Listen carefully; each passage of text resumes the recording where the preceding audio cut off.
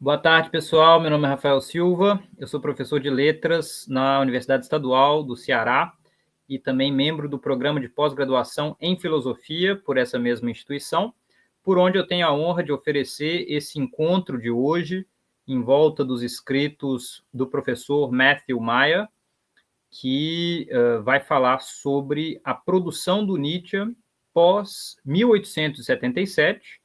Então, mais ou menos ali o ano em que Nietzsche começa a se despedir da sua carreira como filólogo clássico na Basileia, e é justamente o ano que antecede a publicação de Humano, Demasiado Humano.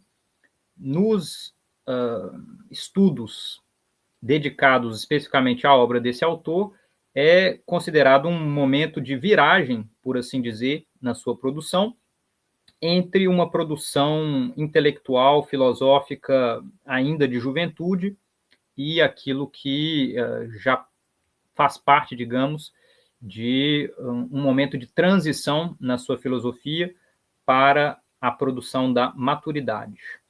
Então, esse intervalo aí entre humano, demasiado humano, até Gaia Ciência, assim falou Zaratustra, indicando, de certa forma, o que seria esse pensamento da maturidade. Eu dou as boas-vindas a todo mundo que nos acompanha ao vivo e aproveito para explicar um ligeiro contratempo que nós tivemos. O professor Matthew Meyer, ele se encontra em algum lugar dos Estados Unidos e o fuso horário por lá é chamado US Eastern Time. Quando nós colocamos no Google a diferença de tempo, isso marcava que ele deveria entrar lá por volta das 4 da tarde. Agora parece que teve algum tipo de diferença. Talvez ele tenha que entrar lá, ele deveria ter entrado lá às 3 horas da tarde. Como ele não entrou ainda, eu suspeito que esse contratempo tenha acontecido. Em todo caso, eu já entrei em contato com ele por e-mail. Assim que ele perceber isso, ele vai se juntar a nós. Nesse entremeio, eu aproveito para apresentá-lo e, em caso de necessidade, já começar a apresentar, inclusive, a própria apresentação, porque vocês vão ver que esse foi um convite feito por mim ao professor Matthew Meyer, a quem eu agradeço encarecidamente por ter aceito com alegria o convite e topado, porque ele consistiu em se juntar àquele conjunto de especialistas que apresentaram trabalhos sobre as antiguidades de Nietzsche há alguns meses. Eu tenho certeza que quem nos acompanha esteve junto desse evento. Foi um evento com uma presença bastante significativa de estudiosos de Nietzsche e pessoas interessadas em filosofia moderna e contemporânea. E por que foi que eu escrevi ao professor Matthew Meyer na sequência da realização daquele evento? Porque naquela ocasião eu ministrava uma disciplina no curso de pós-graduação em filosofia da Universidade Estadual do Ceará, com esse mesmo título, As Antiguidades de Nietzsche, no âmbito do qual nós líamos as obras, sobretudo filológicas, de Friedrich Nietzsche, então escritas ali entre 1869, a data do texto da sua preleção inaugural na Basileia, Homero e a Filologia Clássica, até mais ou menos as considerações intempestivas. Então, seguíamos ali até 1876, mais ou menos, e nesse intervalo lemos alguns dos textos importantes de Nietzsche enquanto estudioso da antiguidade, não apenas da tragédia, com a sua obra de, digamos, inauguração, O Nascimento da Tragédia, mas também da filosofia antiga, mesmo da história antiga e vários temas conexos, tentando apontar os desdobramentos desse estudo da antiguidade para o desenvolvimento da sua filosofia posterior. Isso foi feito, sobretudo, no final do curso, quando rastreávamos ali a presença de Heráclito entre as suas obras de juventude, ainda atuando enquanto professor de filologia clássica na Basileia, até alguns momentos específicos da sua obra de maturidade, alguns anos depois. A mesma coisa fizemos também com a presença de Platão. Platão, que é uma espécie de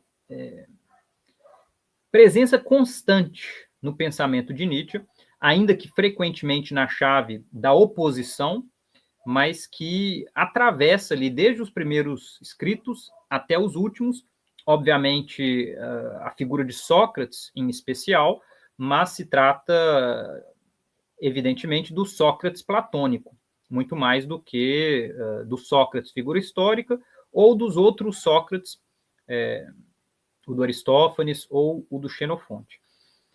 Embora, claro, Nietzsche leve em conta todos esses dados para trabalhar com a figura de Sócrates também.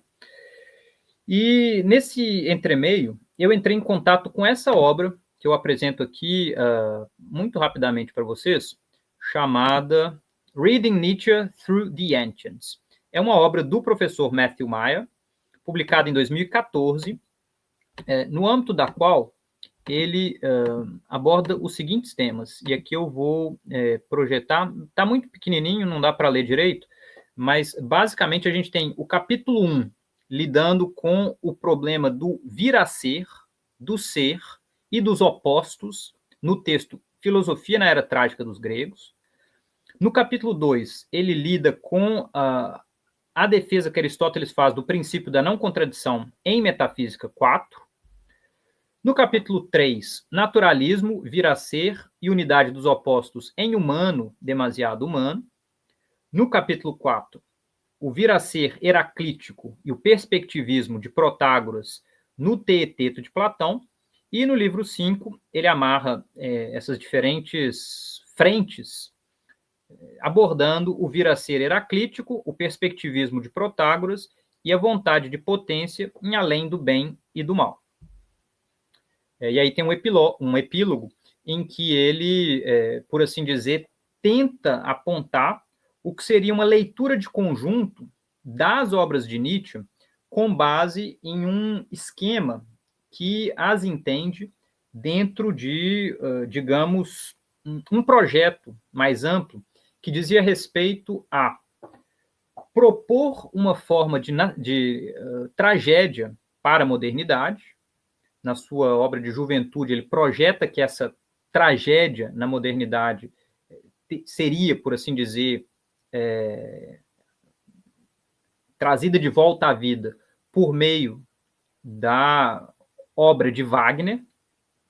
Há ali, sobretudo no período das intempestivas, um momento de desilusão com esse projeto inicial e uma reconfiguração da sua ideia do que seria essa tragédia fundamental para uma revalorização ou uma transvaloração dos valores modernos, de modo a enfrentar aquilo que ele detectava como tendências nihilistas preponderantes na cultura de seu tempo. E a leitura do Matthew Meyer propõe um arranjo em que, desde Humano Demasiado Humano, Aurora, Gaia Ciência, é como se essas obras fossem preparatórias do que Nietzsche compreendia como essa tragédia fadada ou, de alguma forma, destinada a transvalorar esses valores contemporâneos, isto é, assim falou Zaratustra. E, assim, eu não vou adiantar muito mais o argumento, porque o texto dele está evidente aqui logo mais, mas só para dizer que quando eu li pela primeira vez esse material, a potência dele, no sentido de apresentar o pensamento de Nietzsche, e mais do que só o pensamento, as obras, na ordem em que elas foram publicadas, me chamou muita atenção. E eu já tinha organizado o evento, escrevi para ele. Quando eu escrevi, o meu intuito era basicamente tentar ver se eu poderia reaproveitar partes desse capítulo final do livro dele, Nietzsche Through the Ancients, traduzindo para o português.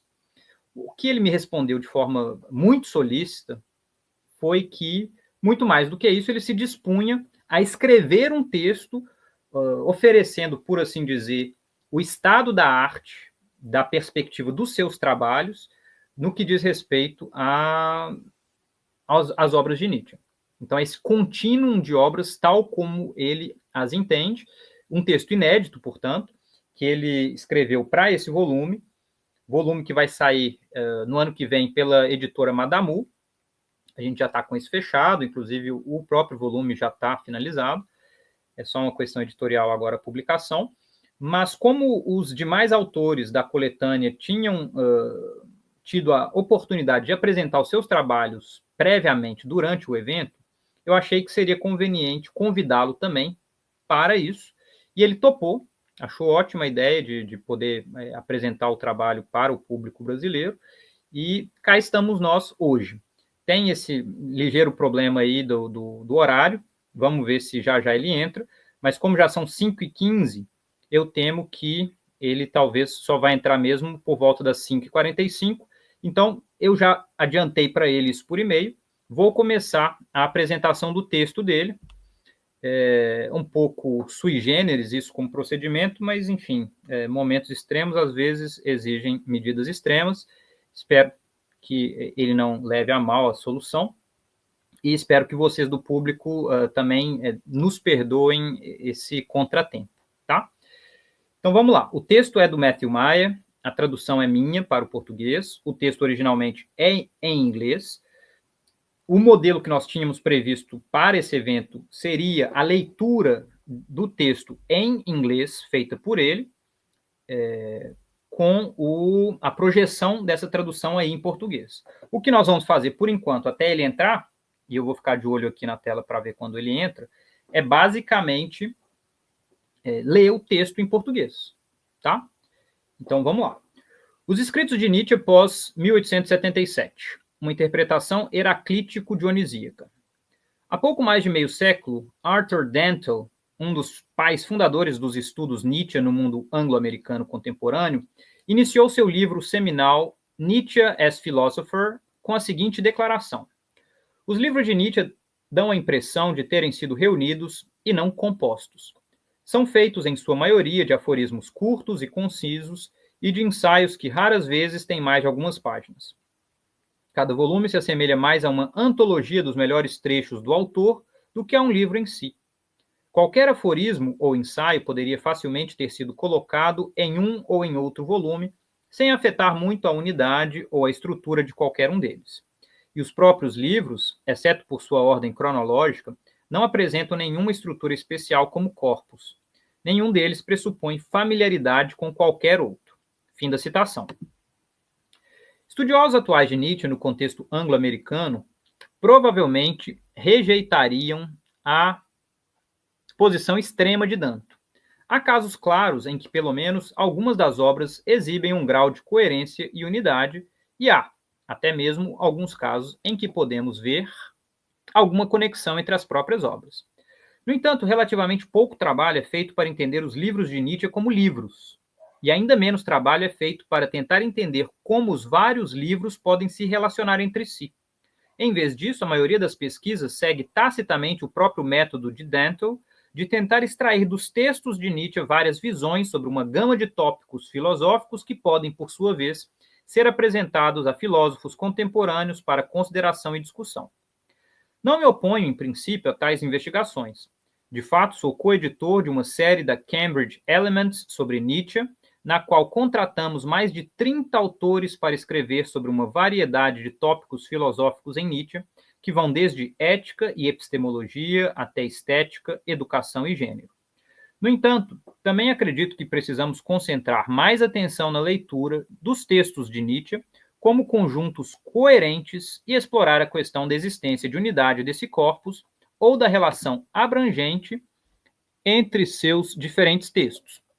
É claro que penso isso em grande parte porque também acredito que tal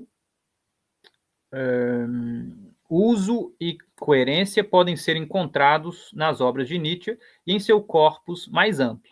Também penso isso porque Nietzsche insiste que é assim que devemos ler seus textos. Por exemplo, em Opiniões e Sentenças Diversas, é possível dizer que ele alude a Danto e aqueles que seguem seus passos como seus piores leitores. E aí ele cita Nietzsche. Os piores leitores são os que agem como soldados saqueadores, retiram alguma coisa de que podem necessitar, sujam e desarranjam o resto e difamam todo o conjunto. Em suas cartas, Nietzsche vai além. Ele insiste que seus leitores precisam conhecer todas as suas obras e que elas devem ser lidas na ordem em que foram escritas. Isso porque expressam desenvolvimento contínuo e são governadas por uma necessidade interna.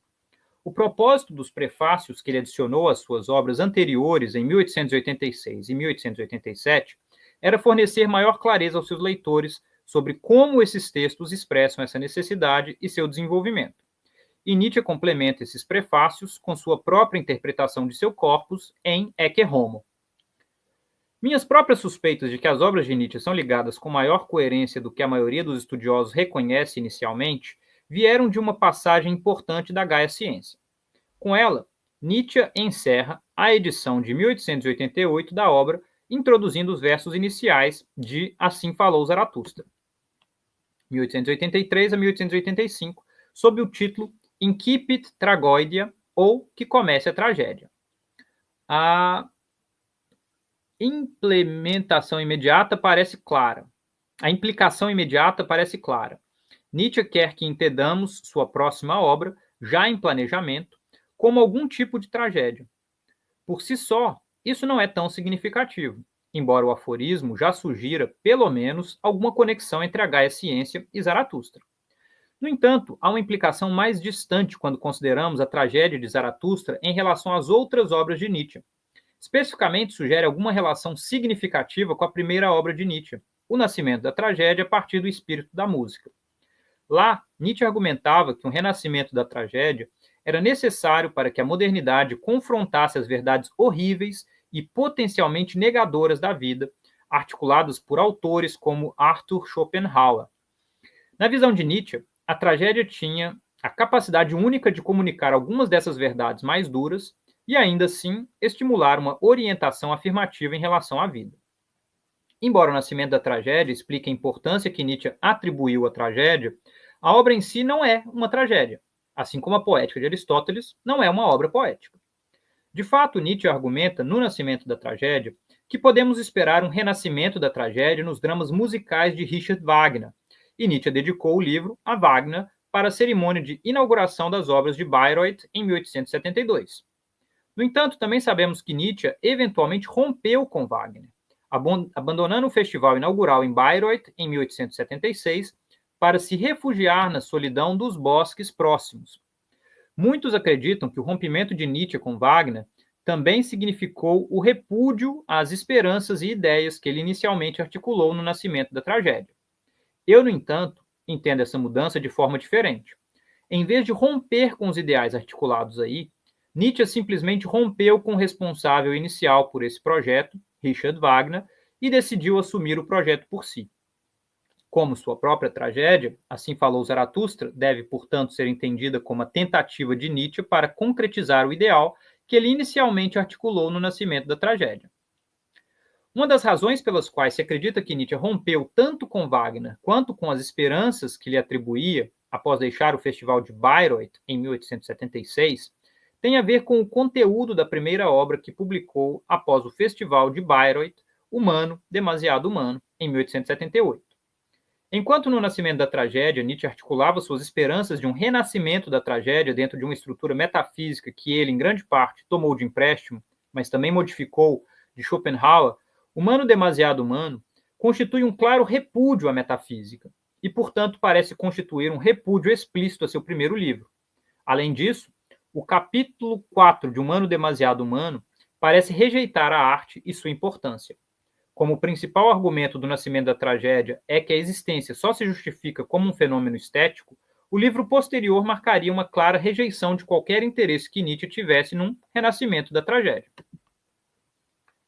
Grande parte do meu trabalho até o momento tem sido dedicado a mostrar que isso não é assim.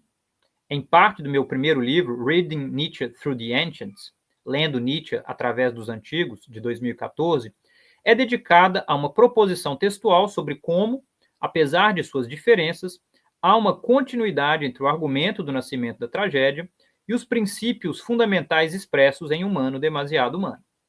Especificamente, argumentei que Nietzsche estruturou seu primeiro livro com base na ideia de que a tragédia floresce dentro do que ele, às vezes, chama de uma cosmovisão trágica ou dionisíaca, mas murcha e morre quando essa cosmovisão é rejeitada e substituída.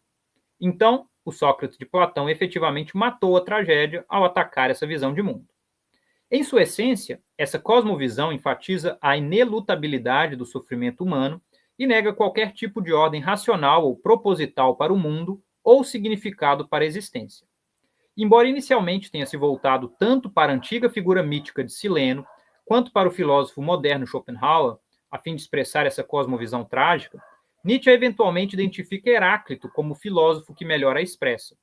Indícios do interesse de Nietzsche por Heráclito podem ser encontrados em uma seção importante do Nascimento da Tragédia, quando se refere à criança heraclítica para explicar de que modo a tragédia justifica a existência como um ciclo de criação e destruição. Depois, num ensaio não publicado, Filosofia na Era Trágica dos Gregos, escrito como um complemento do Nascimento da Tragédia, apenas um ano depois, Nietzsche coloca Heráclito no centro de sua cosmovisão trágica. Importante aqui é o fato de que o Heráclito de Nietzsche endossa uma filosofia decididamente antimetafísica ou naturalista, e Nietzsche opõe Heráclito aos princípios metafísicos de Anaximandro e Parmênides. Ao fazê-lo, ele associa claramente a metafísica de Anaximandro à condenação moral da existência de Schopenhauer e implicitamente associa a filosofia de Heráclito à sua própria afirmação estética da existência. Por essa razão, o texto indica que Nietzsche substituiu os princípios metafísicos de Schopenhauer pela filosofia naturista de Heráclito, como a melhor expressão dessa cosmovisão trágica, que, no entanto, possibilita uma afirmação estética da existência. Essa mudança inicial no pensamento de Nietzsche é crucial para se compreender por que o humano demasiado humano pode ser entendido como uma continuação e não uma rejeição do projeto que Nietzsche articulou pela primeira vez com o Nascimento da Tragédia. Tanto em Reading Nietzsche Through the Ancients, quanto em meu segundo livro, Nietzsche's Free Spirit Works, A Dialectical Reading, de 2019. Então, os trabalhos do espírito livre de Nietzsche, uma leitura dialética.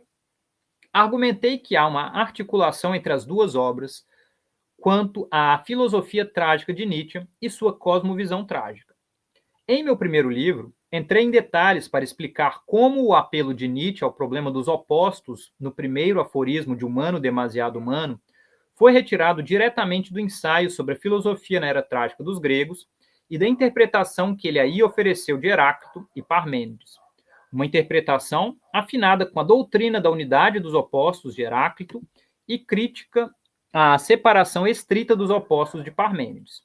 Em Humano Demasiado Humano, Nietzsche não nomeia os dois pensadores, mas começa observando que os problemas filosóficos atuais assumem a mesma forma que há 2000 anos.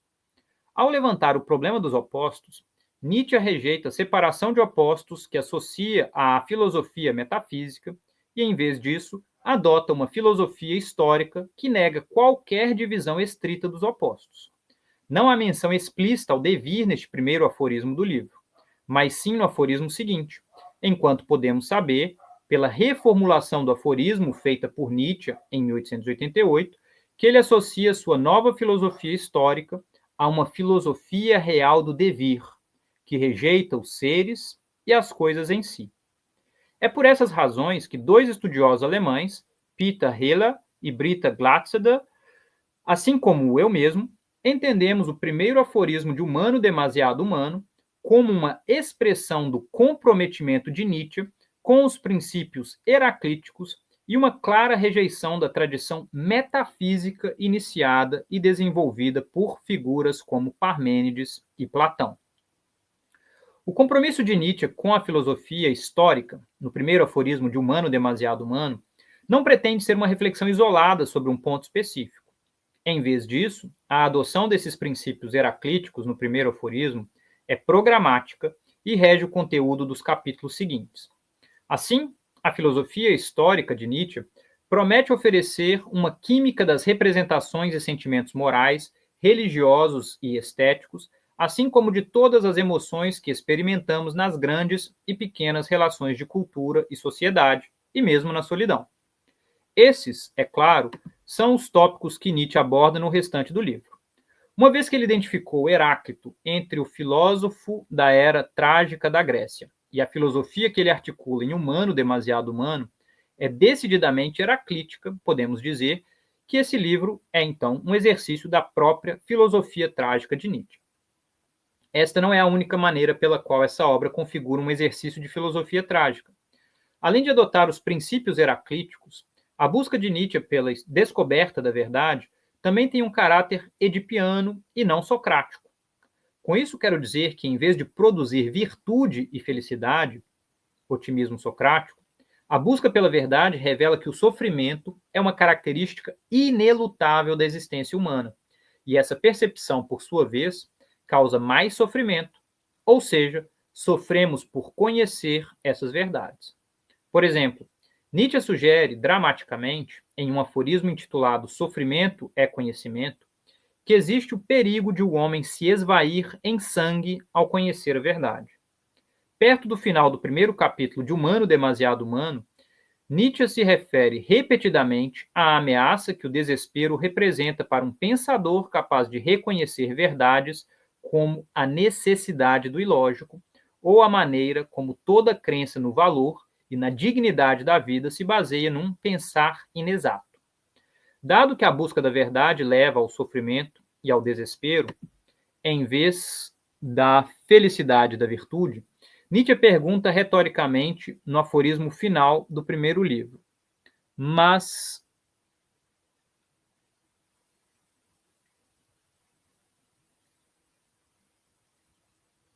assim a filosofia não se torna uma tragédia?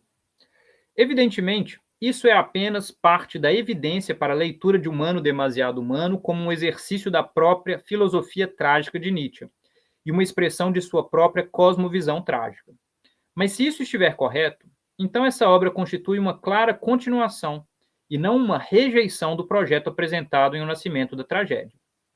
De fato, argumento em meu livro sobre o projeto do espírito livre que o Humano Demasiado Humano efetivamente expõe uma cosmovisão trágica que fornece a base para o renascimento da tragédia em Zaratustra.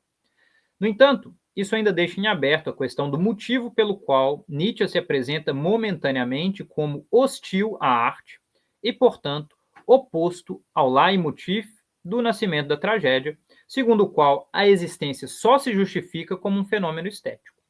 A rejeição da arte anda de mãos dadas com outras posições anômalas que Nietzsche então assume. Especificamente, ele se apresenta como alguém que busca a verdade a todo custo, de uma forma que lembra a busca do próprio Sócrates pela verdade, e pode ser descrita como endossando o ideal ascético que ele posteriormente rejeitaria. Como em outros escritos de Nietzsche, há uma tensão trágica entre verdade e vida. Mas, diferentemente de seus outros escritos, Nietzsche se alinha, então, à verdade e à ciência, subordinando ou até minimizando qualquer compromisso com a vida e a arte. A tentativa de explicar a estranheza dessas características de humano demasiado humano dentro do corpus mais amplo de Nietzsche está no cerne do meu segundo livro, Nietzsche's Free Spirit Works, A Dialectical Reading. A resposta que propus começa pela compreensão dessa obra como a primeira parte de uma série de textos que se enquadram na rubrica do espírito livre. Esses textos incluem 2 apêndices de Humano Demasiado Humano, respectivamente Opiniões e Sentenças Diversas e O Andarilho e Sua Sombra, depois publicados de forma reunida como um segundo volume de Humano Demasiado Humano, assim como Aurora e a obra final da série, A Gaia Ciência. Há evidências filológicas que atestam o fato de que Nietzsche não via Humano Demasiado Humano como a conclusão do projeto do espírito livre na época em que o publicou, e que, com a publicação da obra final da série, ele entende esses textos como partes de uma unidade ou um todo maior. Por exemplo, Nietzsche expressou planos de publicar todos esses textos juntos em uma única unidade de 2 volumes após a conclusão da Gaia Ciência. Ele também escreve no verso da capa da edição de 1882 de A Gaia Ciência que esse título marca a conclusão de uma série de obras, começando com O Humano Demasiado Humano, cujo objetivo envolve erigir uma nova imagem e ideal do espírito livre. Com base nessas observações e em outras evidências, argumentei que devemos entender os aforismos das obras do espírito livre como formando uma cadeia de pensamento contínua, uma Gedankenkette, que começa com os princípios heraclíticos de humano demasiado humano e termina com o renascimento da tragédia no final de A Gaia Ciência. Se isso estiver correto, complica-se qualquer leitura direta da rejeição da arte por parte de Nietzsche em Humano Demasiado Humano. Isso porque a rejeição da arte faz parte de um projeto que culmina no renascimento da forma mais elevada de arte. De fato, a avaliação positiva da arte em A Gaia Ciência não se limita apenas ao aforismo final. No primeiro aforismo, ele afirma que vivemos atualmente na era da tragédia, embora a tragédia sempre retorne à eterna comédia da existência. No aforismo final do segundo livro, Nietzsche endossa uma afirmação modificada do nascimento da tragédia de que a vida só é suportável como fenômeno estético. No terceiro livro de A Gaia Ciência, ele aponta a tragédia e a comédia como possíveis soluções para os problemas existenciais criados pela morte de Deus. No quarto e último livro da edição de 1882, ele fala sobre dar estilo ao nosso caráter e nos tornarmos os poetas de nossas vidas, e associa o desejo de criar a si mesmo ao projeto de nos tornarmos quem somos. Ele também inicia a edição de 1882 com sua própria poesia, que segue imediatamente seus idílios de Messina. Mas como podemos entender isso? Por um lado, Nietzsche expressa visões sobre a arte em Humano Demasiado Humano e A Gaia Ciência que claramente se contradizem. Por outro lado, Nietzsche quer que leiamos as obras do espírito livre como partes diferentes de um projeto singular e unificado. A resposta típica é dizer que Nietzsche simplesmente mudou de ideia. No entanto, considero essa resposta problemática por algumas razões. 1. Não explica bem como as obras do espírito livre podem constituir um projeto unificado. 2. Não explica bem o motivo pelo qual Nietzsche republicaria Humano Demasiado Humano em 1886, junto com a segunda edição da Gaia Ciência. 3. Finalmente, torna Nietzsche bastante esquizofrênico com seu elogio à arte de 1872 a 1876, nos escritos Entre o Nascimento da Tragédia e Richard Wagner em Bayreuth, sua rejeição à arte em 1878, Humano Demasiado Humano, e, por fim, uma rejeição de sua anterior rejeição à arte, a partir de 1882, a Gaia Ciência e além, de modo a retornar aos princípios das primeiras obras. Em minha opinião, essa situação clama por uma solução mais matizada. De acordo com a leitura que proponho em meu livro sobre o espírito livre, a anomalia de Humano Demasiado Humano pode ser explicada pelo fato de Nietzsche estar conscientemente adotando um ponto de vista anterior e até mesmo estranho ao seu próprio projeto. Valores iluministas associados a figuras como Descartes e Voltaire, apenas para mostrar como esse ponto de vista se desdobra num renascimento da tragédia. Enquanto Nietzsche parte de uma busca incansável pela verdade, em detrimento da arte da vida, em Humano Demasiado Humano, a vontade de verdade desse projeto do espírito livre sofre uma Selbstaufhebung com a morte de Deus no terceiro livro da Gaia Ciência, o que possibilita um renascimento da tragédia em Assim Falou Zaratustra. Em conjunto, as obras do espírito livre exibem o que se pode chamar de uma dialética do iluminismo, que parte de uma busca pela verdade e de um compromisso com a ciência e conclui com o apelo ao renascimento da arte dionisíaca e a afirmação da vida. Meu livro mais recente, The Routledge Guidebook to Nietzsche's Thus Spoke Zarathustra, de 2025, então é o guia Routledge, o nome da editora, para Assim Falou Zaratustra, de Nietzsche, apresenta minhas razões para interpretar Zaratustra como uma tragédia, além de sua mera introdução como tragédia ao final da Gaia Ciência. No livro, argumento que apenas as 3 primeiras partes de Zaratustra constituem a tragédia de Nietzsche. Em contraste, a quarta parte, um tanto misteriosa, Nietzsche nunca publicou em vida e distribuiu apenas algumas cópias a amigos e colaboradores próximos, deve ser entendida como o próprio drama satírico de Nietzsche. A leitura do quarto livro de Zaratustra, como um drama satírico, não é nova, visto que outros como Loeb, em 2010, Hattab, em 2005 e Higgins, em 1987, já tinham associado a obra ao gênero. O que difere em minha leitura é que utilizo essa interpretação como ponto de partida para responder a uma questão importante que permanece em aberto se aceitarmos a estrutura geral que propus até agora. Se Nietzsche cumpre a tarefa de um renascimento da tragédia com Zaratustra, qual é o propósito dos seus escritos pós-Zaratustra? Essa é uma questão especialmente premente, porque a maioria dos leitores pensa que Nietzsche escreve algumas das suas obras mais importantes apenas depois. Paul Loeb, em 2010, apresentou uma possível resposta.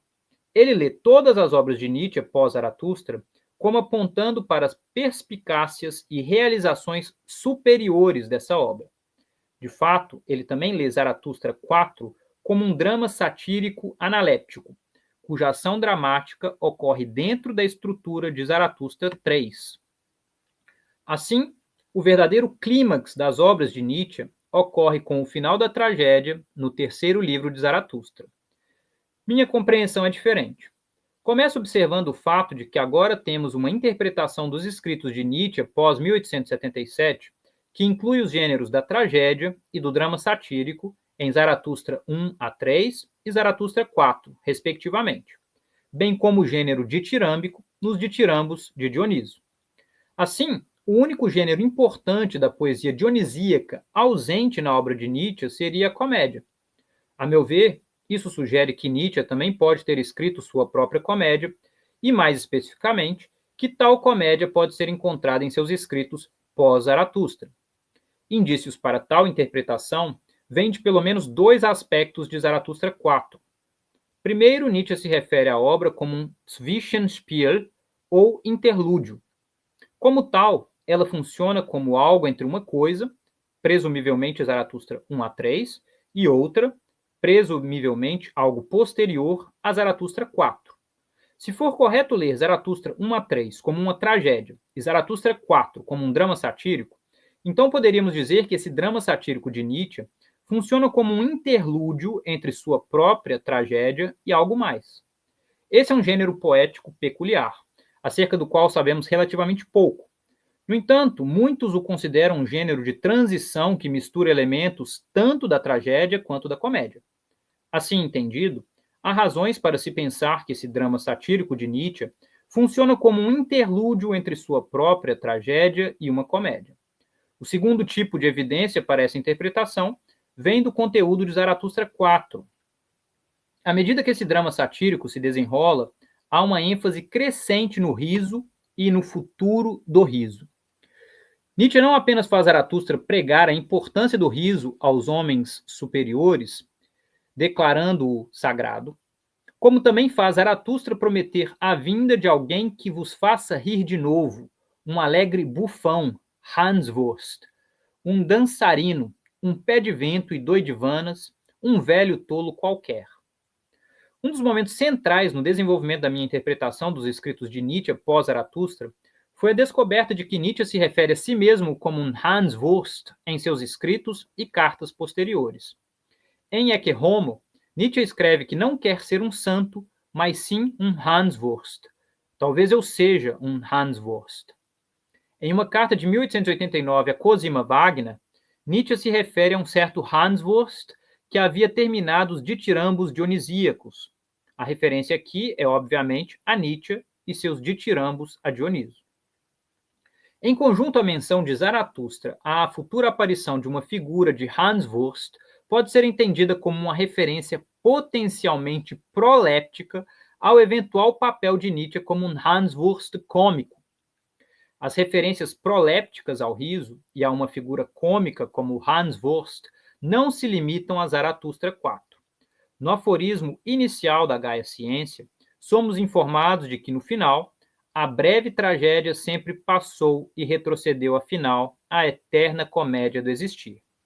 Seguem-se referências ao riso e à comédia como formas de tornar a existência suportável como fenômeno estético e como resposta à morte de Deus. Nas obras posteriores a Zaratustra 4, há ainda mais referências ao riso e à comédia. De fato, cada uma das obras que Nietzsche publicou após Zaratustra 3, em 1885, e antes das obras de 1888, termina com alguma referência ao riso ou à comédia. A mais notável delas pode ser encontrada próximo ao final de Além de Bem e Mal, onde Nietzsche arrisca uma hierarquia dos filósofos conforme a qualidade do seu riso.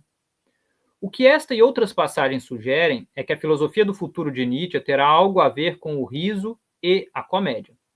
Pode ser que Nietzsche estivesse vislumbrando um futuro indeterminado além de seus próprios escritos e pensamentos, mas creio que essas referências ao futuro do riso e da comédia apontam para suas obras de 1888, nas quais ele assume o papel do grande velho, eterno poeta comediógrafo da nossa existência. Embora eu ache que há aspectos das obras posteriores de Nietzsche que são cômicos, no sentido de serem engraçados ou de produzirem riso, ler em voz alta os títulos dos capítulos de Ecce Homo geralmente produz esse riso, a argumentação que apresento depende de uma compreensão da comédia fundamentada na etimologia do termo, bem como em algumas características estruturais da forma da comédia mais intimamente associada a Dioniso, que é a miúde chamada de comédia aristofânica ou antiga. Comecemos com um pouco de etimologia. A palavra comédia é um composto de duas palavras, e o Matthew Meyer acaba de entrar, então realmente a gente tinha tido aí um contratempo temporal. Vamos ver se ele quer entrar aqui. Hello, Matthew Meyer. Não, acho que ele desconectou. Hello, Matt. Are you there? I am, and I just have Okay. Okay. Yeah, I understand. I guess I can see what happened. We changed time. Let's see if I can get the video. Yes, and I started reading your paper to our Brazilian audience. Yep. We are here at the point where you start talking about the etymology of the word comedy. Okay, there we go. So, I mean, do you want to just continue reading the paper and I could be here to just field questions? Or should I jump in? And I can jump in. I'll jump in. Yes, you can jump in. I'll jump in. Okay, so... yeah, so we just changed time on Saturday. And so then it probably, and my guess is you probably didn't. And so then there's a 2-hour difference. Too bad it didn't go the other way where, yeah, I would have been an hour early and then everything would have been fine. But I think we should be okay. So thank you. So let's start with the etymology is where we're at. Is that correct? Okay, great. I'll go ahead and read that. The word comedy is a compound of two words, komos and oida, or ode. Thus, we can say loosely that comedy is a song sung on the occasion of a komos. But what is a komos? A komos is a drunken procession and revelry that sometimes follows upon a symposium and is often linked to victory celebrations and weddings. The atmosphere here can be linked to the dances that follow a wedding ceremony or a professional sports team. I was thinking baseball, but I suppose soccer would be, or football would be a more appropriate a connection. Celebrating a championship in the locker room, popping bottles of champagne. It's basically a celebration of life, I think, is the best way to think of the komos. Comedy as a dramatic form emerges from and gives expression to this attitude and atmosphere. An Aristophanic comedy provides a number of depictions of the komos in the plays themselves. Indeed, it is comedy much more than tragedy that makes most evident the way in which the Dionysian and Dionysian poetry expresses and stimulates a general affirmation of life. I think this is one of the questions when you first read The Birth of Tragedy. You know, you're kind of left with the question is, how is it that Oedipus Rex is a life-affirming work or tragedies of that sort? There's an argument to be made there, but I think it's a lot easier to see with comedy with the kind of festive nature and celebration that is in the background or even in the plays themselves. There are two structural features of old comedy that I think shaped Nietzsche's 1888 writings, the agon and the parabasis. As a general term, agon refers to a struggle, conflict, or contest, and the young Nietzsche in Homer's Contest celebrated the way in which contests and competitions were essential to ancient Greek culture. Indeed, the spirit of the agon or contest permeated Greek comedy as comic poets would vie for prizes at the Dionysia. The person I cite here is Biles, and he's written an extensive book about the way in which competition does pervade, this very point, and it's quite in detail. However, the agon is also a structural feature of old comedy. Specifically, it is a point in the comedy in which there is a conflict or struggle between the comic hero or protagonist and an antagonist or even members of the chorus. The agon eventually resolves in favor of the protagonist, and a komos often occurs near the end of the play to celebrate the hero's victory. The significance of the agon in Nietzsche's works has been well documented by a handful of scholars. Most notably, and these are mostly from the Anglo-American context, I'm sure that there's work being done elsewhere as well, but it's been argued that Nietzsche engages in this sort of agon in his own writings. For instance, Christa Davis Ancampora has identified three primary antagonists for Nietzsche: Paul, Socrates, and Wagner. Although Nietzsche is contesting with each of these figures throughout his works, these contests reach their apex in Nietzsche's 1888 works, whereas Nietzsche launches ad hominem attacks against Socrates in Twilight of the Idols that are reminiscent of Aristophanes' critique of Socrates in the Clouds. Nietzsche polemicizes against Wagner in both the case of Wagner and Nietzsche contra Wagner again, and places Paul at the center of his critique of Christianity in the Antichrist. This is all well established in the secondary literature. My claim, however, is that Nietzsche's performative agon in these final works should be interpreted as part of his own comedy. This has the advantage of linking these elements of his works to his self-proclaimed discipleship to Dionysus. On my reading, Ecce Homo is the work that constitutes the centerpiece of Nietzsche's Dionysian comedy. Although often cast as Nietzsche's autobiography, I understand the work, and this is important. What is Ecce Homo? I understand it to be a comic parabasis of self-definition. So he's there to define himself. Where Nietzsche sets out to say who he is, ich bin der und der, and why he is particularly fit to engage in a revaluation of values. The parabasis was a common feature of old comedy, but it eventually faded away as comedy transitioned to what became known as new comedy. It was a moment in the play in which the chorus faces the audience, and the chorus leader steps forward and directly addresses the audience, usually on behalf of or in the name of the comic poet. One of the key features of the parabasis for my purposes is that it is autobiographical. And the comic poet would often use the parabasis to construct a rhetorically inflated persona that exaggerates his prowess and standing. Again, this is part of the competition with fellow poets. One example of such a parabasis can be found in Aristophanes' Clouds. There, Aristophanes presents himself as a most wise and clever poet raised by Dionysus himself, in effect, a kind of disciple of Dionysus. The problem, however, is that the audience is too stupid to recognize his greatness, and this explains why he did not win the contest in the initial performance of the play. The connections to Nietzsche's Ecce Homo should be clear.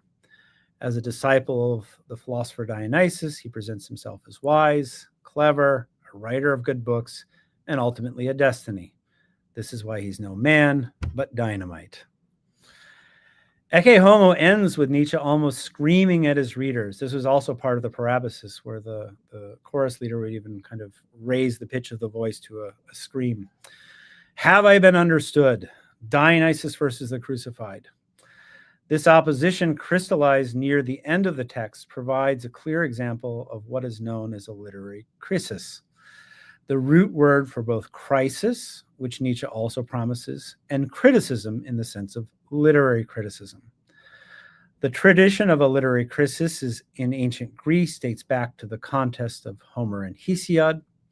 Another example of such a krisis is the opposition Plato establishes between the philosopher and the tyrant in the Republic. The literary krisis was also central to old comedy. Two plays stand out here: Cratinus's Archelicoe, and sorry about that, and Aristophanes' Frogs. We have only fragments of the former, but we know that it is consisted of an opposition between the iambic poet Archilochus and epic poets like Homer and Hesiod. Aristophanes' Frogs borrows from Cratinus's play, creating a similar opposition between Aeschylus and Euripides. Interestingly, we know that Nietzsche was deeply familiar with and even influenced by some of the examples provided above. He did early philological work on the contest of Homer and Hesiod, and much of his argument in The Birth of Tragedy about the death of tragedy at the hands of Euripides was derived from Aristophanes' Frogs. Important for my purposes is that Nietzsche initially established the crisis between Dionysus and the crucified at the end of Beyond Good and Evil. And the specific passages from Beyond Good and Evil that introduce this crisis suggest a further link to Aristophanic comedy. Specifically, has been argued in the secondary literature that that the opposition between Dionysus and the crucified can be grounded in the contrast Nietzsche establishes between Jesus as the knower of the heart in Beyond Good and Evil 269, and Dionysus as genius of the heart in Beyond Good and Evil 295. So there's a direct connection between the end of Ecce Homo and Beyond Good and Evil. The reference to the heart in both cases indicates that the opposition has something to do with love.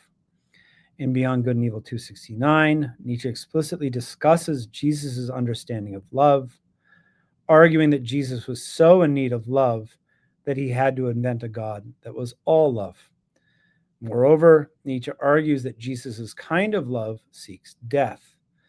In Beyond Good and Evil 295, the theme of love is less explicit, but nevertheless present. This is because Nietzsche claims that Dionysus is a philosopher and that even gods philosophize.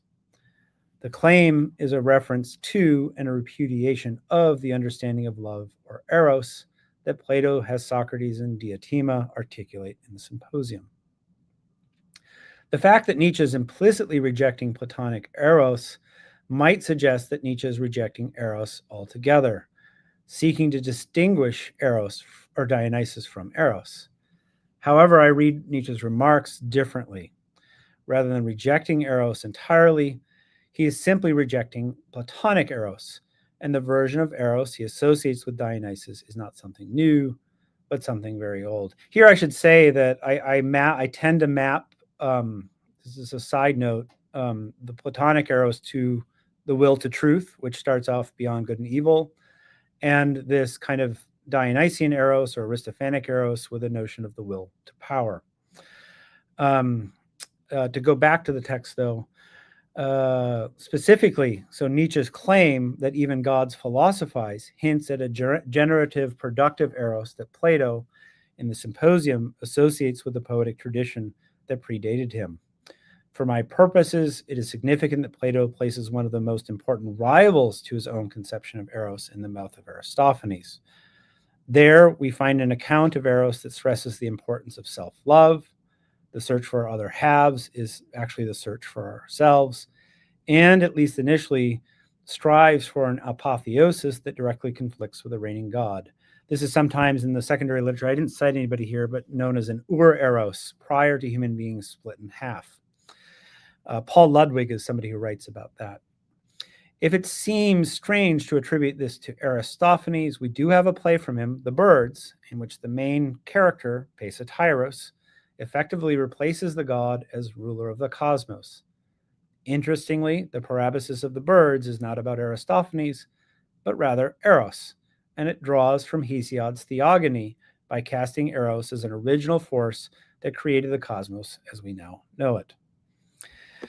We can develop this understanding of Dionysus versus the crucified by turning to the final sections of Schopenhauer's World as Will and Representation. I think actually it clearly explains the values that Nietzsche wants to revalue when you read those final sections from section 67 into section 71 of Schopenhauer's book.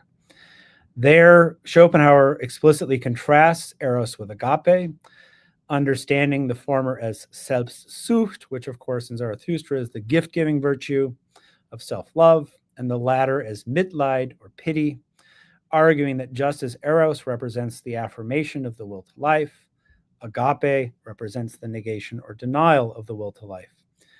More specifically, Schopenhauer understands the person of Adam as a symbolic representation of a sinful affirmation of the will to life, and Jesus Christ as the symbol or personification of the denial of the will to live. It is this association between Jesus, agape, and the denial to will to life that helps us understand Nietzsche's discussion of the knower of the heart in Beyond Good and Evil 269. Specifically, the kind of love Nietzsche attributes to Jesus is agape, and it is this kind of love that emerges from a lack of self-love and ultimately leads to the negation of the self and world. So it underwrites an ethic of selflessness.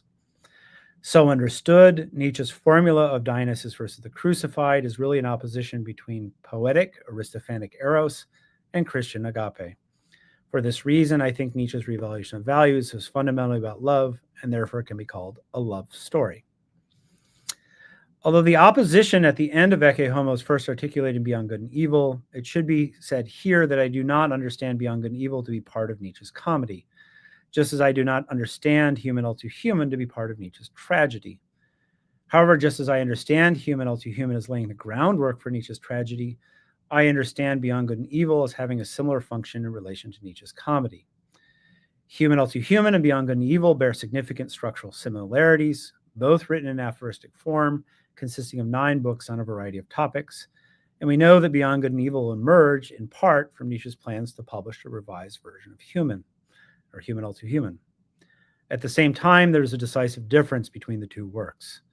Whereas Human engages in ascetic project of pursuing truth at the expense of life, Beyond Good and Evil is written from a perspective in which the affirmation of life takes precedence over the pursuit of truth. Thus, Nietzsche writes in Beyond Good and Evil in the opening, the falseness of a judgment is not for us necessarily an objection to a judgment.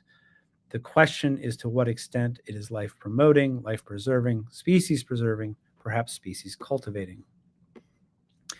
On my reading, the standpoint of Beyond Good and Evil is a direct result of the works that preceded it. Here I will point to 2 key moments. First, I argued in my Free Spirit book that the death of God and the elimination of the shadow in the gay science meant the overcoming of all morality, including the morality of truth. The morality of truth is rooted in the belief that truth has an absolute value. However, Nietzsche's truth-seeking project resulted in the discovery that there are no absolute values. Instead, things only have a value in relation to the specific conditions of life. For this reason, truth itself cannot have an absolute value. Instead, it can only have a value in relation to life. It is this insight, then, that constitutes what I have called following Nietzsche, the Selbstaufhebung of the will to truth. That's in the Free Spirit works. Second, I argued in my interpretation of Zarathustra that Zarathustra's teaching of the eternal recurrence results in his union with nature, necessity, and fate. And this, in turn, results in the death of a non-natural conception of himself as a free agent capable of choosing between good and evil. As we know from the genealogy, this conception of agency is rooted in revenge, and the task of Zarathustra is to overcome revenge by learning to love oneself and ultimately fate. Although Zarathustra must sacrifice his belief in his ability to change the world and therefore undergo a ritual death, his acceptance of fate and necessity destroys morality, restores the innocence of becoming, and ultimately takes us beyond good and evil. I think, as a side note, one of the reasons why Nietzsche refers to him as a self, as a disciple of Dionysus, starting in Beyond Good and Evil, and then in Twilight, and then also in Ecce Homo, is because he's gone through the experience of kind of an initiation ritual by way of Zarathustra in Thus Spoke Zarathustra. I mean, that's a controversial or potentially contentious reading, but that's how I see it.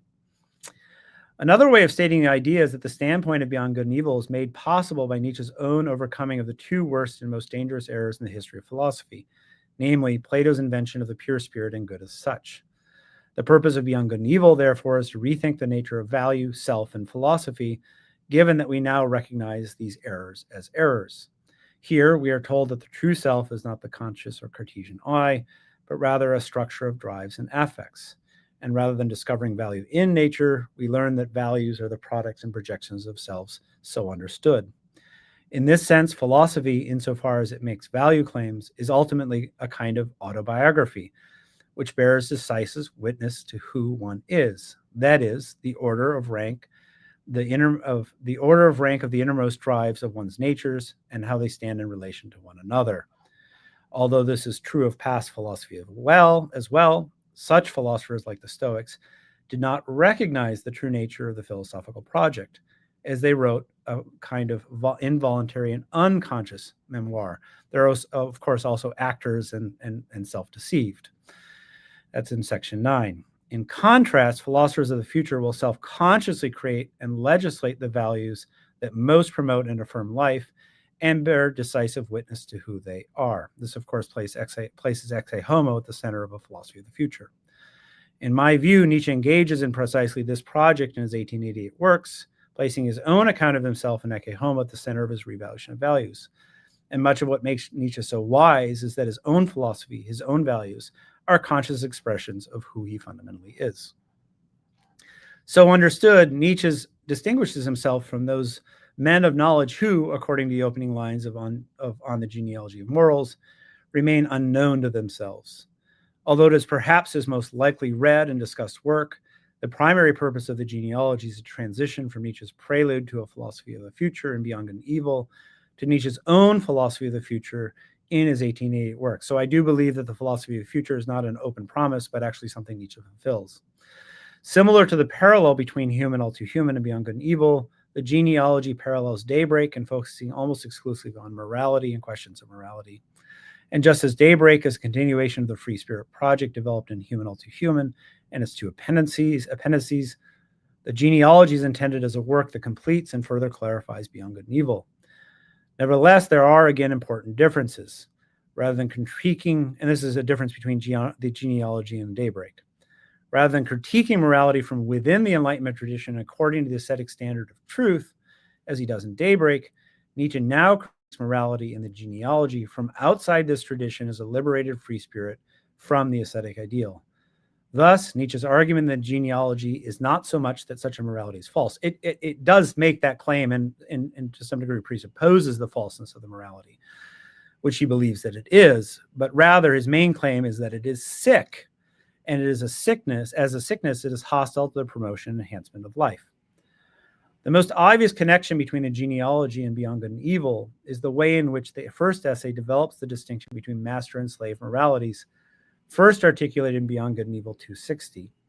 Indeed, my own view is that the genealogy bridges the gap between Beyond Good and Evil and the revaluation of values by showing how various elements of the agapic tradition, Christian tradition, emerged from and therefore constitute a sick and backward-bending form of the will to power. Oh, this is where I guess I've already said this, but I understand the will to power to be a form of Dionysian eros.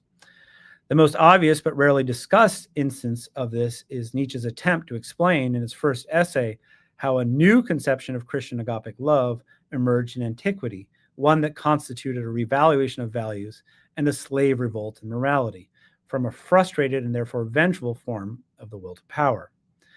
In the second essay of the genealogy, one can find Nietzsche thematizing the tension between eros and agape. Thus, his reflections on guilt and the bad conscience crescendo into a critique of the invention of a self-sacrificial God in Christianity, which he then contrasts with the much healthier and more natural Greek gods, or the eros tradition. In the third essay, Nietzsche critiques the ideal that emerges from the self-sacrificial conception of love, namely the ascetic ideal, and argues that the will to become selfless, agape, is nevertheless a will, eros. Thus, the ascetic ideal of selflessness is an impossible contradiction that only makes us sick. So understood, these three essays constitute as decisive preliminary studies by a psychologist for a revaluation of values, one which seeks to replace the life-denying values associated with the crucified with life-affirming values associated with Dionysus. Although I've already tried to defend the reading of the Free Spirit works as well as Zarathustra in some detail, I've only scratched the surface in defending the interpretation of Nietzsche's post-Zarathustra works that I present here. This is what's going to constitute my future work. This I plan to do in the coming years. Here, however, I just want to offer some concluding remarks. The contrast between the Danto approach to Nietzsche's works and my own is quite striking. So much so that my own approach will seem almost absurd to anyone who is used to approaching Nietzsche's works in the way that Danto does, that is, scouring Nietzsche's books for remarks on various topics of philosophical interest. Here I will emphasize again that Nietzsche insists that we read his works as works, not like plundering troops that revile the whole.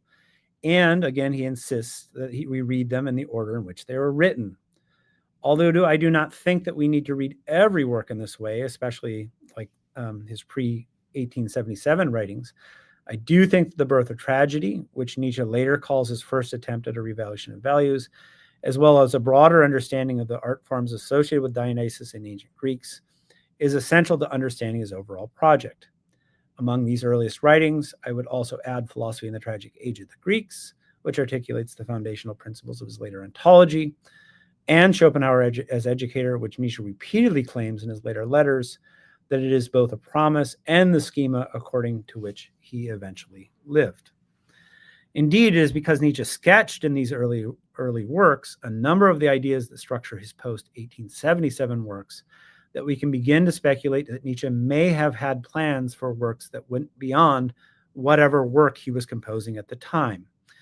What this also means is that we can begin to look for what might be interpreted as proleptic references in Nietzsche's publications, that is, references that foreshadow future works and ideas taken up in those works. Thus, when Nietzsche rhetorically asks whether the philosophy articulated in the first book of Human, All Too Human might become a tragedy, we can begin to wonder, but never know for sure, whether he is referring to the tragedy that he himself will eventually write in Thus Spoke Zarathustra. Similarly, when he claims that the eternal comedy of existence will follow upon the short tragedy, we can speculate as to whether he's referring to the tragedy of Zarathustra. I think that's kind of clear, but then also speculate whether there's some sort of comedy following Zarathustra, which is what, of course, I also think. Finally, when he references the idea of Schopenhauer's Educator at the end of the third book of The Gay Science, you shall become who you are, we can again read that as a remark that refers to intentions that extend beyond the gay science and guide his subsequent works. Indeed, Nietzsche points back in Ecce Homo to the concluding aphorisms of The Gay Science. That should be actually the concluding aphorism of Book 3 of The Gay Science, referring to them as the granite words in which a destiny finds for the first time a formula for itself for all time. As a final point, it should be kept in mind just how rapidly Nietzsche published the books he did after his break with Wagner in 1876. He's publishing about one book per year for about 10 years, and he completed 5 in the final year of his productivity. This would be quite difficult to do if after the publication of each book, Nietzsche had to think of a new project each time. However, the books, starting with Human, are all part of a larger project. Sometimes I like to think of each of these books as one chapter in one big book, telling the story starting out with Human, All Too Human, and concluding with, or close to concluding with, Ecce Homo. So a part of a larger project, loosely guided by the ideas and frameworks he sketched in his earliest works. Then it becomes much easier to explain the rapidity with which he published these works. Although he does not exactly know how he is going to get there, as evidenced by constant changes of literary plans, book titles, etc., he does have some general idea driving his larger project. In my view, his post-1877 works are driven by 2 related tasks that are governed by the overall idea of reestablishing life-affirming values.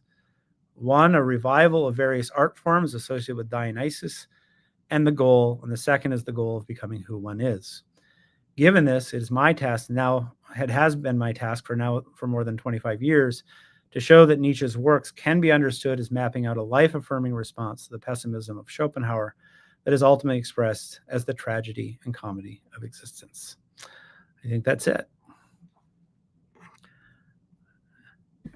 Thank you very much, Matthew Meyer. That's absolutely wonderful. I'm very honored to have you here, our audience as well. It's a great pleasure to see this work being presented in such a beautiful form, I think quite classic in its design. And I referred previously to my first impression on reading your first book, Reading Nietzsche Through the Ancients, which was of real astonishment. So that's why I wrote to you in the first place. And I really thought that your interpretation is quite thought-provoking. And thank you very much for being here with us today. Well, thank you. I'm very pleased to be here, even if I had to join a little bit later. But well, that happened, no problem at all. I'm actually happy that I didn't have to read the whole thing. It would have been quite a chore. Well, some things can come along without being previously seen, but with very good results, and that's it. I have one first question before opening to the public, and this first question is about the way you organize Nietzsche's texts. We didn't show that to the public, so I'll try to do it. Yeah, that'd be great, actually.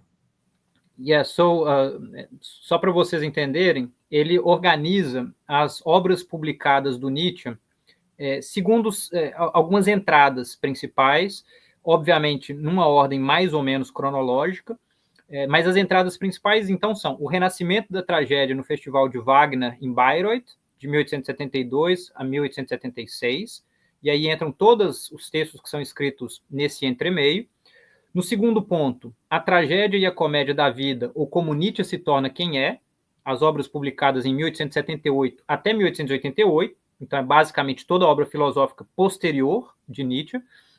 E aí, essas ele divide entre aquelas obras do espírito livre, e como ele apresentou muito bem durante a apresentação, Humano Demasiado Humano, tanto 1 quanto 2, Aurora, Idílios de Messina, a Gaia Ciência. Aí, efetivamente, o Renascimento da Tragédia com Assim Falou Zaratustra, e, na sequência, aquelas que são obras posteriores a Zaratustra, entendidas de alguma forma, digamos, relacionadas a uma previsão do que vai ser a sua própria comédia. Então, na letra B aqui, a filosofia do futuro e o renascimento da comédia antiga entram Além de Bem e do Mal, de 1886, Gaia Ciência 5, né, isso é importante, o livro 5 da Gaia Ciência, escrito em 1887, Genealogia da Moral, e aí o renascimento da comédia propriamente dito, como se fosse assim, um espelhamento do renascimento da tragédia, com o caso Wagner, de 88, Crepúsculo dos Ídolos, do mesmo ano, o Anticristo, Nietzsche contra Wagner, e finalmente a parábase cômica com Ecce Homo, os ditirambos de Dioniso entram ali como ditirambos. So that's a very, very compelling, in my view, structure of organizing Nietzsche's work. But I have one question concerning the prologues he writes between 1886 and 1887. Yeah. Because in my view, when he writes these prologues of his books, he's in a way trying to, I don't know how to express this in a verb, but mix the things a little bit up, projecting some things into the past as if they were there in the first place, but he's actually having afterthoughts in projecting them there. Yeah. So where should we put, for example, the prologues to the Birth of Tragedy? Yeah.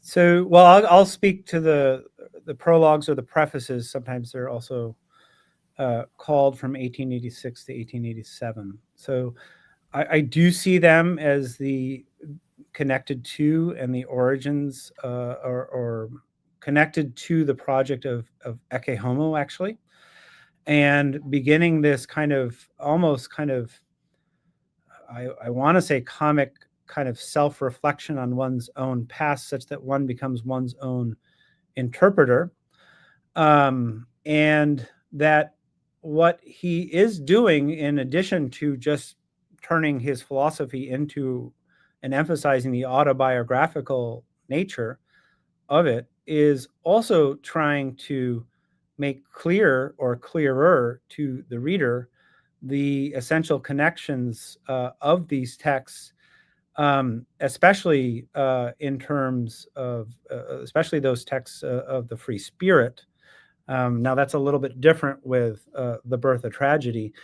And this can be used as a point of criticism of my reading, or one of the big pieces of evidence that I have for my reading, where Nietzsche says that each of my works needs to be read in the order in which it was published, and that there actually is an inner necessity in these works that need to be made clear by these prefaces. One of the criticisms is that he's writing that to a publisher, and he's making that up to make the case to the publisher that the publisher needs to republish his works with those prefaces. I take them more at face value. I have done a lot of work in, and I think I'm very sensitive to the kind of question that you're raising. How much is this retrospective projection and how much is actually there? And try to demonstrate and find evidence for, it's called, what I say is contemporaneous evidence in the Free Spirit project, to say that no, he's actually, those things that he's finding later are actually there. I'll just give one example. Probably the best thing that I have to a smoking gun in terms of evidence from that time is a letter from 1878 to Matilda Meyer, where Nietzsche claims that, in contrast to his previous works, he now has the courage to become a philosopher himself, rather than just discuss other philosophers like Heráclito, like Anaximander, like Schopenhauer, like Kant, and that he plans to do this for the next few years, where he is going through this process of purifying his own views, his own beliefs, in a way that he doesn't explicitly point to it, but follows right from Schopenhauer's Educator, which is what he talks about later, and then says at a certain point, then he'll be ready to come and be public. So rather than engage in this private process in which he is, in some sense, becoming who he is by clearing the ground through the plowshare. And by the way, we do have an 1881 note, and Marco Brussotti, who's a wonderful scholar of the middle period, makes a lot of, where Nietzsche says that the Free Spirit works are tied, he connects it to the concept of becoming who he is in 1881, and says that these works should be understood primarily as monuments to his own self-education. So those are examples from that time to say that these retrospective claims that things hang together are not merely projecting things onto that text. So that's the Free Spirit. I'll say one thing, and then I'll throw the question back to you about The Birth of Tragedy. This is one of the main debates that I have with the German-speaking world. We're not actually really debating so much. I think Klaus Siddel has responded to some things, but it'd be nice if we debated. That I think that there's a lot more planning and intention than they think is actually there. Marco Brussotti is just saying, look at how Nietzsche constantly undergoes changes in the Free Spirit works, and just lays out all the evidence of all these changes. And I say, actually, this is hanging together in kind of a dialectical narrative or story. Maybe I'll even make one more point in addition about Zarathustra. One of the claims in the German scholarship is that Zarathustra Un was initially intended as a standalone book, and that Nietzsche had no plans to write further parts of Zarathustra. It is the case, once he published Zarathustra I, and then Zarathustra I comes out, then he scratches his head and says, no, I need to publish more. The claim that they make is from really a lack of evidence. So the idea is that they don't have any plans for Zarathustra 3, 4, 5, or 6, and therefore they make the conclusion that Zarathustra 1 is a standalone text. I just find it quite striking that he would juxtapose at the end of The Gay Science, Eternal Recurrence, and Zarathustra, and then publish a book on Zarathustra that has no mention, Zarathustra 1 has no mention of the Eternal Recurrence, is all about the Übermensch with no plans to go further. That's one response. So that's a big debate in the German literature. I am fully aware of it and would love to have conversation about. There's a way in which I can't prove at the end of the day my claims. I just think it's a better way of kind of reading these texts. Now, let me go back to the Birth of Tragedy question. Do you have something specific in mind? Like, for instance, is he projecting the revaluation of values. I mean, one of the claims, as he says, is that the birth of tragedy is my first revaluation of values. Is the question about that, or what do you have anything in particular in mind about the preface of the birth of tragedy? I do indeed. When he says that he has defended a very suspicious silence towards Christianity throughout this book, and that's not quite true, because he mentions Christianity actually in connection to a Dionysian spirit in a proto-Christianity. And then he says something quite astonishing, as we understand Nietzsche's later works. That is that Luther is in some sense connected to the rebirth of the new tragedy, when he, with the Reformation, inspires Bach's music. And Bach is connected to Beethoven and Wagner.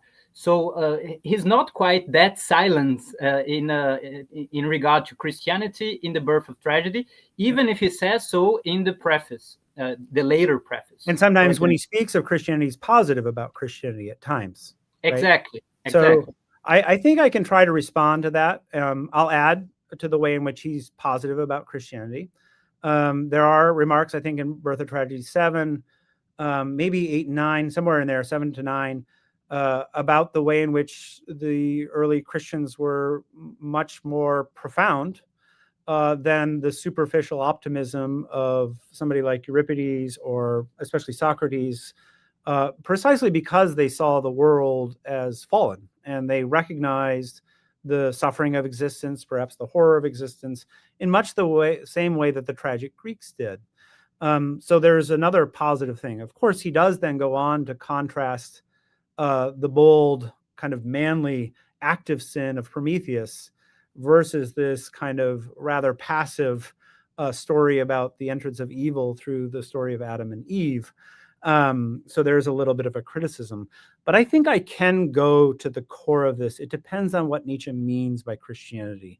And I don't think he's critical of all features of Christianity. Again, when I talk to my students about the way in which Nietzsche's philosophy begins with kind of the problem of suffering, and that a lot of us, especially, I guess, the U.S. mentality is kind of, things are changing, I would say right now, but a lot of times quite optimistic, maybe progressive, we're getting better and we're happy and we've got capitalism to solve all our problems.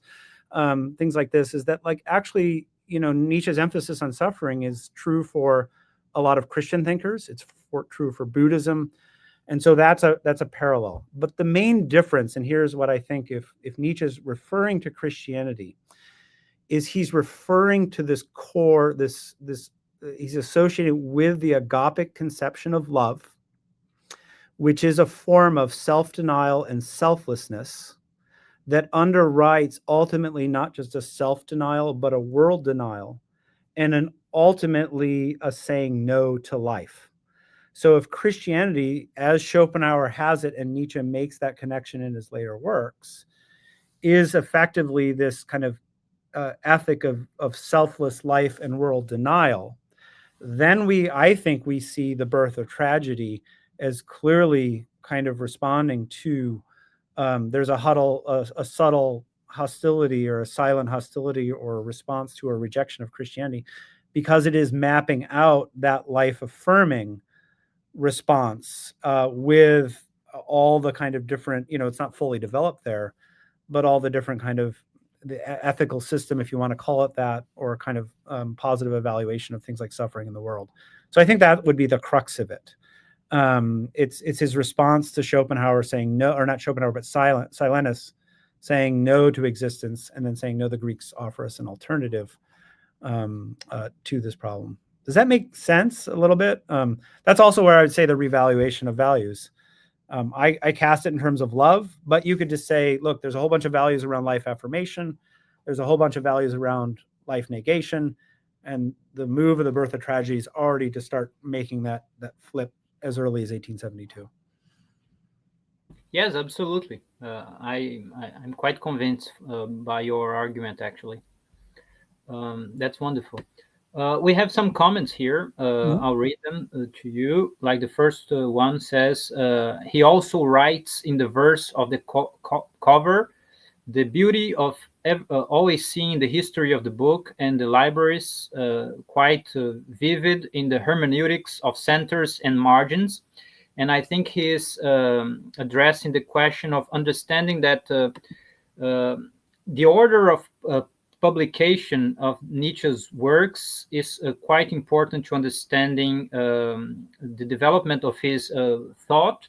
And we can understand like your proposition here as some sort of criticism to the work as it was done, let's say, maybe involuntarily, by Giorgio and Colli, as they naturalized like the last version of the book, but in a way made quite difficult for the public understanding these developments. For example, yes.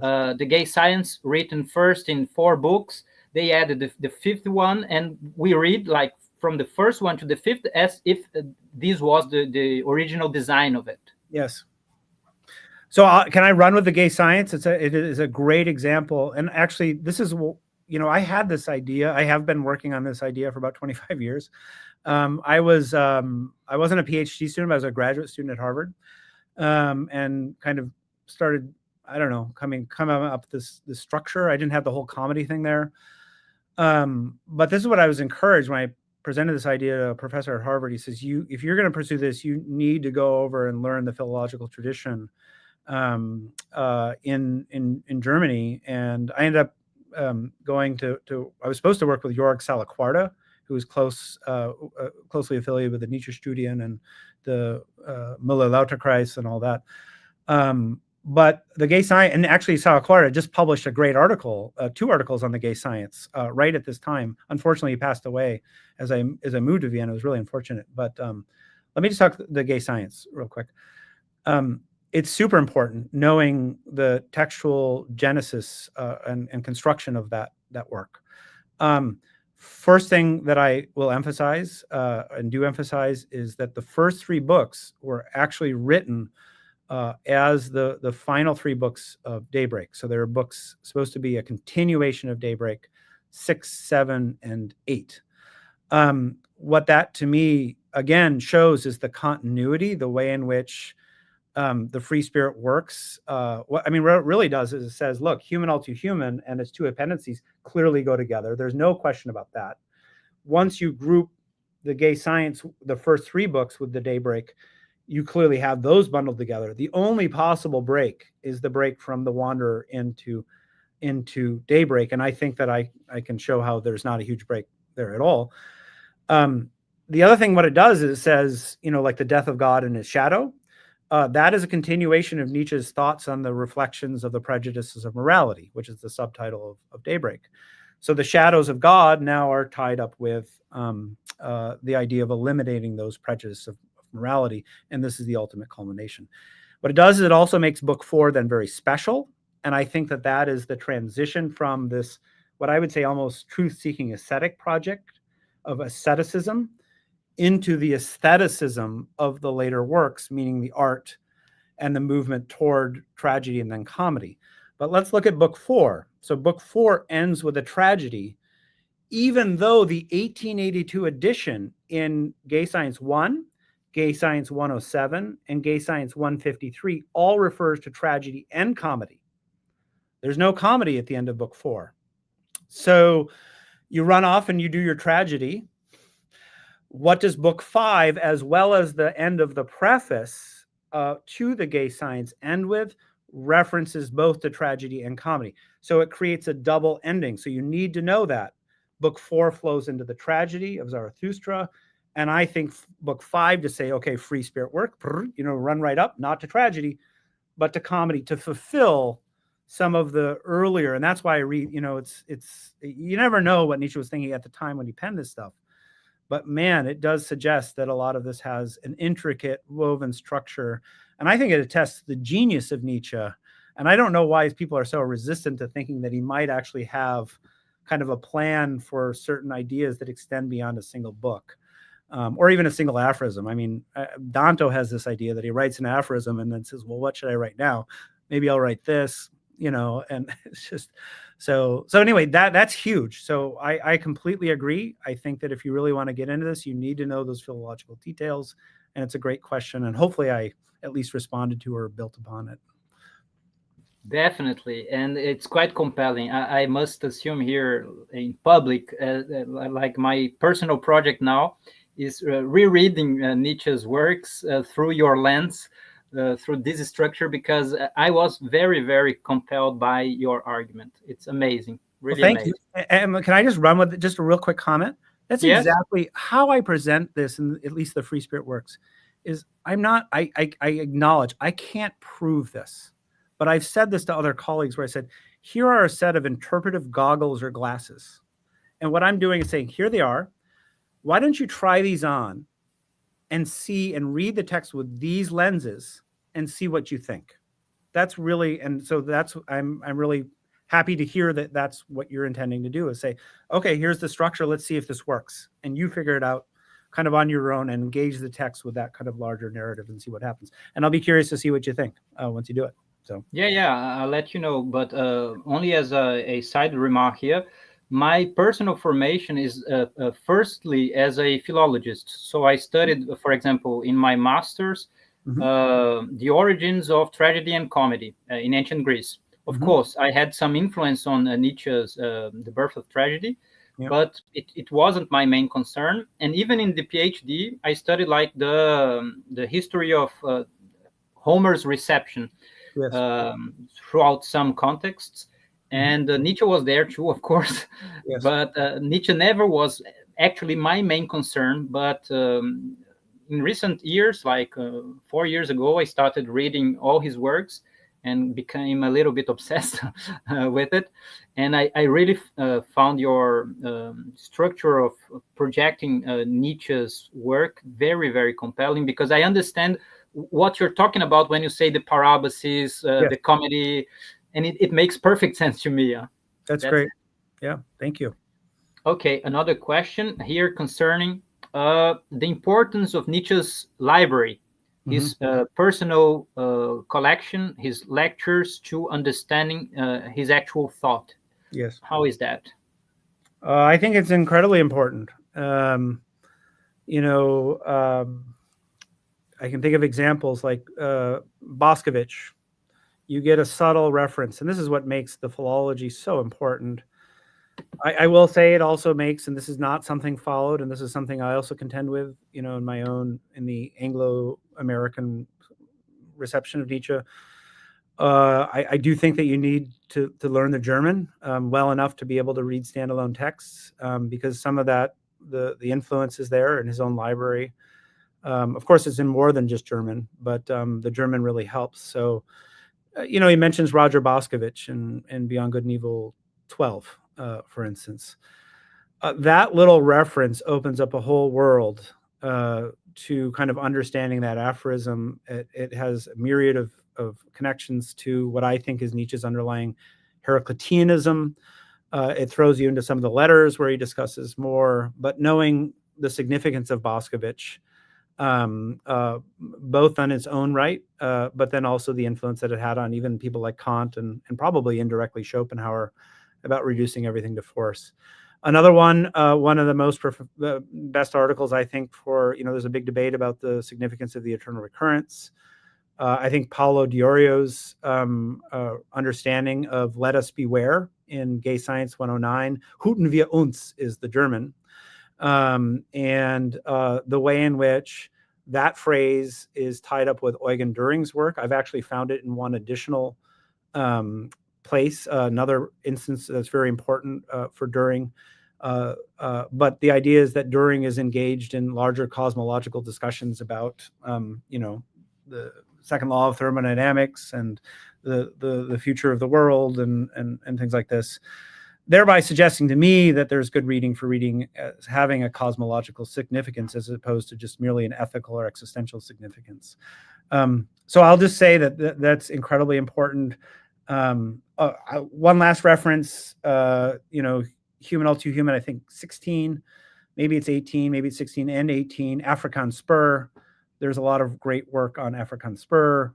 Nietzsche's referring to some subtle thinker that has talked about the appearance-reality distinction. You absolutely need to kind of know that that's spur, and then you run back and read what's going on in spur.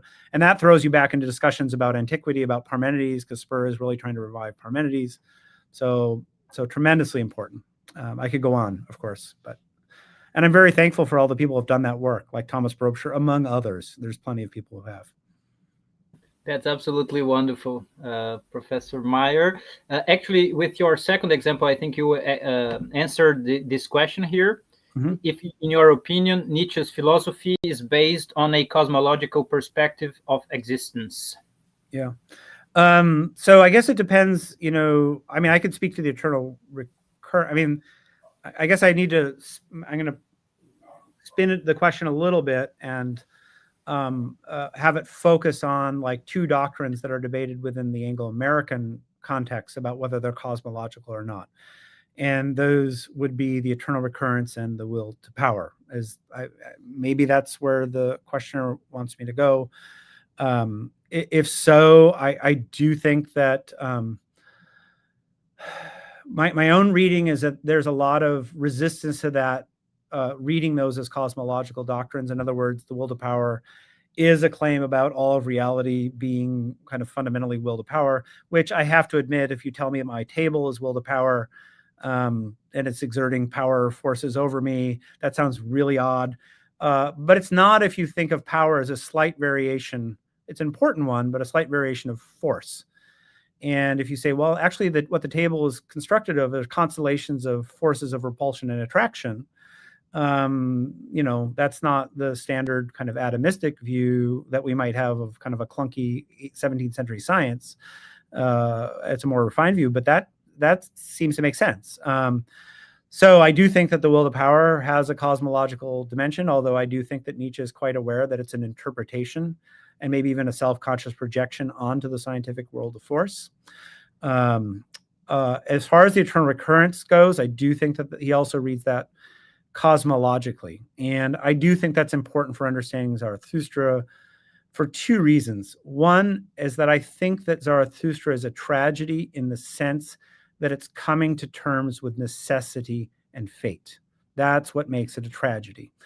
And if you take the eternal recurrence as true in a cosmological sense, what you realize is that the cycle of nature, the great year that he calls it, becomes like a scripted play that has already been played out repeatedly, and there's no changing to the script. This is just how the script will go.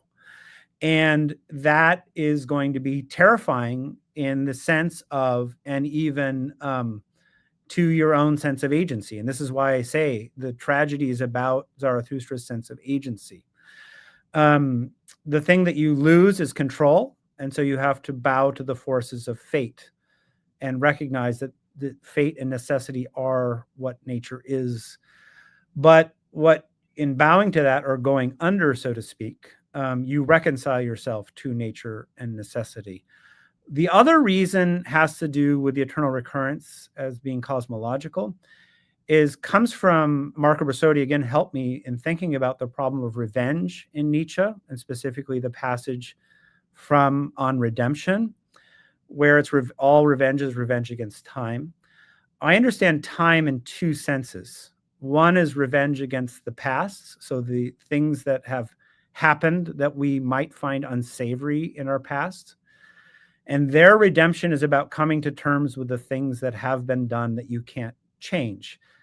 The eternal recurrence does not help you with that at all, but in fact exacerbates the problem. The fact that these unsavory things in your life are going to come back again makes it worse, and you have to come to terms with those. However, I understand that if you do come to terms with existence and the past, such that you have a positive orientation to existence, the new problem that emerges, and I've had this in my own personal life, is where you're having a great moment, an ungeheuer Augenblick, where everything's just great. The problem that then kicks in is transience, is the fact that it's all going to come to an end and disappear and die. And I do think that what the cosmological version of the eternal recurrence offers is a sense of eternity, that somehow we are very happy about the fact that this will come again. Now, people have questioned whether this is going to really satisfy your need for immortality. But this is how I understand the end of Zarathustra. All joy, or Lust, will Ewigkeit, wants eternity. So when you have a positive orientation toward existence, you want to eternalize that thing and make it immortal. And if you go back to the understandings of ancient concepts of eros, the Platonic conception of eros aims at the good. For the poetic conception of eros, it aims at immortality through the great kleos, right? So, what you really want is to immortalize something. And so if you have a positive relation to self and world, what you want to do is immortalize that thing. So I think that's, whether Nietzsche thinks that you can scientifically prove that, that's a whole nother question. Hopefully I've answered the question in some way that the, questioner wanted. Maybe there was something else meant by it, but hopefully that's also instructive if it wasn't. So absolutely. We are almost there. We have two more questions. This one is a little bit more specific, and the other is quite general, because we have very different publics here reunited. We had let's say something between 40 and 30 people during the transmission. Some of them are quite specialized in Nietzsche, and some are from the general public. So this one is quite specific. Great. It questions if how would you see your research towards Thomas Brobier studies about the Nietzsche's magnum opus, the transvaluation of all values, from the plans of the notebooks? Yeah. That is a great question, because I can run two ways with it. Thomas Brobsher's recent work on some of this has given me, and here's the real support. When I was working on the Zarathustra book, he pointed out that Nietzsche started writing. There was a break between Zarathustra 3 and 4 when he composed those. And a lot of the notes that are written between Zarathustra and 4 are not about Zarathustra. They're about plans for the revaluation of values. So what that made me kind of further support for my reading about Nietzsche having ideas or plans that project well beyond the kind of specific work that he's working on, it just supports this idea that there are extended projects going on well beyond, let's say, Zarathustra 4. And so when Zarathustra ends with, what matters my happiness, I'm concerned with my work, and I've got to leave my cave, and I've woken up in the morning, what is he talking about with his task? It's not clear, but it probably has something to do with the revaluation of values. And that would be supported by the fact that Nietzsche's, writing about that kind of thing. Of course, it presupposes a kind of continuity between Nietzsche and Zarathustra. Indeed, I mean, one of the notes I should just say is that one of the first references, I think it's the first reference to Nietzsche's self-description as the Antichrist, is Ich bin der Antichrist, verlernen wir das Lachen nicht, which is, I'm the Antichrist, let us not forget how to laugh. So this connection between, and this is I think an 1884 letter, connection between Antichrist and laughter. The biggest, and this is the challenge that I still have to think through. And remember, the stuff that I've sketched here, I still need to develop in a full-length defense of what goes on after Zarathustra. I've got this neatly packaged kind of thing of what actually was published about, like, a comedy with a parabasis and some agon and the dithrams. I think one possible challenge is say, well, he did all those things. And it's true that, Antichrist was kind of the first of the magnum opus, but it seems like he had much more aggressive plans, that it was just a straightforward philosophical treatise. What if Nietzsche had published that book that had been called, like, this extended thing called, like, The Will to Power, or again, a 4-part version of the Antichrist? Doesn't that throw a wrench into this neat conception of would that be a comedy or not? And that's something I haven't fully worked out. And sometimes I didn't flag it in this piece, but I have flagged in others, say, here's how I kind of think it unfolds. One of the big questions is, what about this magnum opus? and how does that relate? So it's something I'll be wrestling with. If you have any suggestions or any thoughts, I'd be happy to hear them. So. Wonderful. And the last question, it is about recommendations for a first reading of Nietzsche. What do you think should be the first books for someone who's quite unacquainted with Nietzsche's thought? Yeah, I think absolutely. And the problem, and this is something that I ran into, and this is why I had to go I actually ended up getting a degree in classics. I think without a doubt, The Birth of Tragedy, that is the place to go. And along with that, you have to read some Schopenhauer, and know that intellectual context, because you have to start with this idea that the world is kind of characterized by this meaningless suffering, and then what that does is Schopenhauer says, well, once I convince you that it's suffering, well, you'll clearly see that it's not worth living. There is a contemporary position called antinatalism that parallels this, and Nietzsche's big insight is not to deny that it's suffering. And this is where I think the revaluation is in The Birth of Tragedy, is to say, actually, I can agree that it's suffering, but art provides us with this capacity to transfigure suffering in a way such that we still love life. Like the discussion of musical dissonance in Wagner, in the Tristan chord, I think is crucial in section 24. And it's from that you get this, also this concept of the music playing Socrates, which I think Nietzsche in a way embodies later on. And then the other one that I jumped to is, the other two would probably be On the Tragic Age of the Greeks, the unpublished work, and then Schopenhauer's Educator. Those would probably be the three from the early works. And then I think you'd be set up to start engaging in a serious way some of Nietzsche's later texts. So that would be my answer. Wonderful. Thank you very much, Professor Meyer. It was wonderful having you here. I hope you have enjoyed also. I'd like also to thank the public here with us. Foi ótimo, espero que vocês tenham gostado.